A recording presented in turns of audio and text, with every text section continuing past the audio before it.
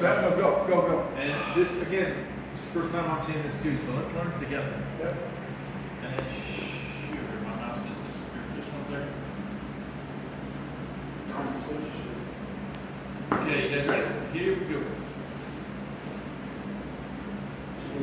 Somebody make the siren sound. All good. Station 11 from 11-2. Traffic stop, Academy Drive and Canal. We'll be out of the car. Well, another speeder. Now he's not there, now it's you guys. So, That's the state police car. I got a story to go with that. sir, go ahead and turn the vehicle off, please. Probably going a little too fast, David. Just run us through the computer and we'll be with you in just a minute, okay? No, not long at all. Yep, we'll be with you in just a minute. Looks like he has a gun in his vest. Watch him, make sure the vehicle's clear while I run this. So we're running a check on your paperwork here. You got a warrant out of Eaton County. You know anything about that? No, that's a bunch of bunk. Yeah, it's got a shoulder holster.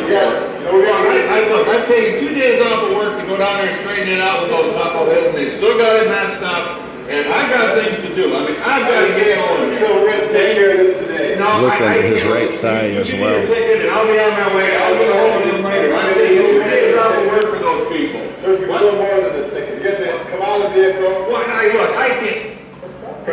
Okay, partner, back out of the car. I want you to get out of the car. Take your left hand and open the driver's side door and exit the There's vehicle. a gun under his leg. Yeah, it's right there. Recover, John, you're partner. supposed to see that. That gun under the seat.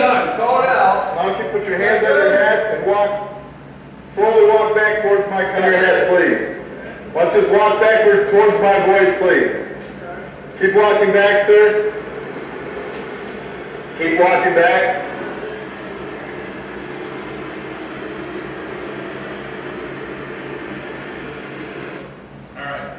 Did you see the pistol? I seen something, but I didn't know if it was a gun yet. Okay. And until he moved his leg, then I seen it was a gun. Yeah, and I clicked on the gun call on here because I hadn't seen it before. I want to see how they do it. And that's when it skipped.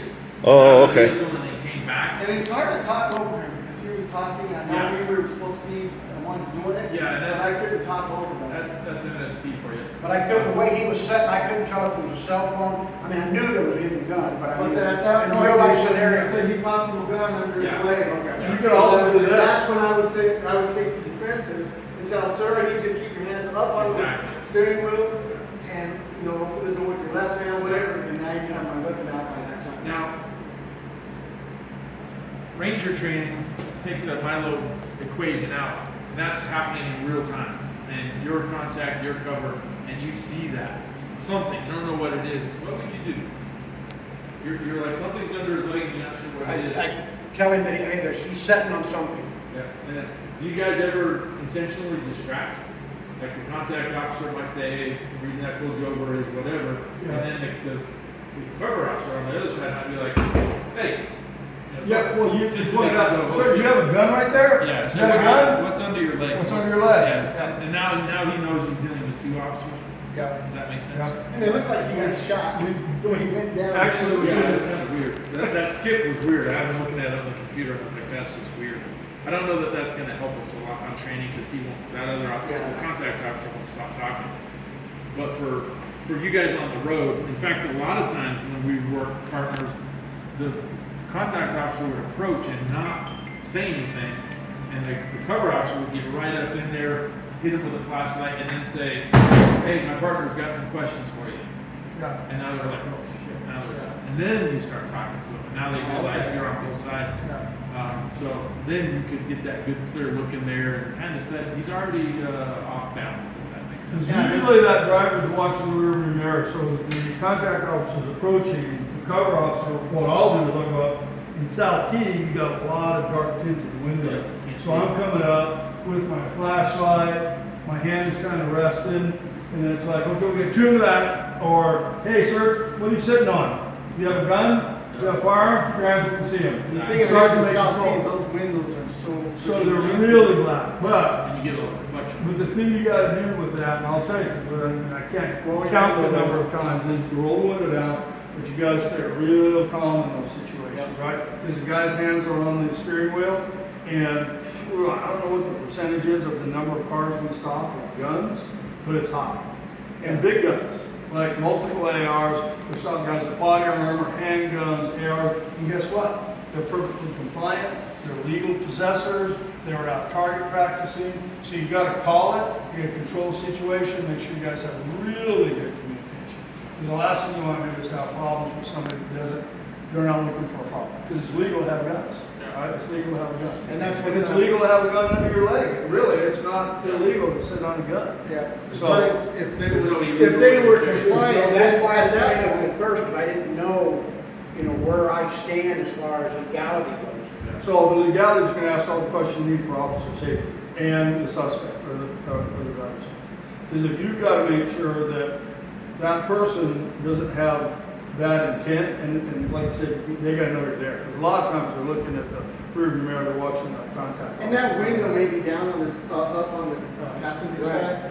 At that point, you can hit the window, or you can even tap the top of the roof. Or you can come around just a little bit to the front, depending on what's going on in the car. I'll go to the front corner of the driver of the windshield, and then make contact, and then they're like, oh yeah. And it looks like from inside the vehicle, now it looks like they're surrounded. Yeah. Because this is perfect, I've never done traffic. And Okay, see, this okay, is good. one of the times, like, with South T, that one of our officers, Moses, I was walking up behind, the windows are dark tint up, and I'll just say, Moses, window back. And he's like, I need you to roll your window down.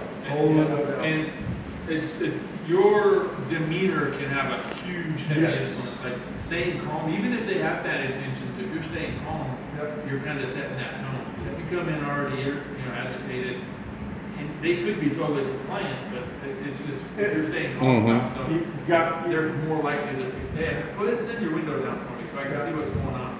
For your safety in mind, go ahead and send Yeah, that for your window safety in down. mind, for our safety and yours. So just roll that window down, great, do me a favor, keep your hands where I can see them. But- And that has to continue when the contact officer goes back to run the plates, Yep. right? If they're running on the computer, they don't always do it on the radio, because it's kind of bad to jam up traffic with PPD sometimes. So they'll go back and then just you start conversation. Sometimes if I clear that side of the car, I'll go back around to the driver's side, if there's just one person in the car, and I'll maintain pretty close observation. Do me a favor, keep your hands up there, just, it makes me nervous. Yeah. And they're like, oh yeah, I'm sorry, Yeah. I'm sorry, I don't want to make you nervous. And What- you could do exactly that, start a conversation, Yeah. but still, just for the duration, while we're talking, just go ahead and keep your hands right where you can see.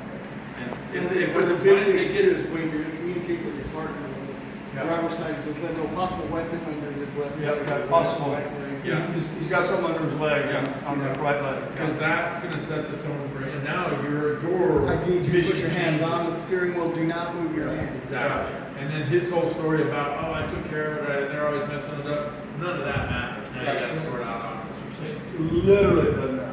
You're just going in one ear and out the other. Because now your primary just shifted to that situation. And the other thing, I'm sure he's gonna bring it up next, is cover, crossfire. Because when you're doing a vehicle, things can be like this, and if there is, and there are many times there will be, fire in the car or multiple, you gotta make sure that your other officer's not crossfire. Which is, you can't make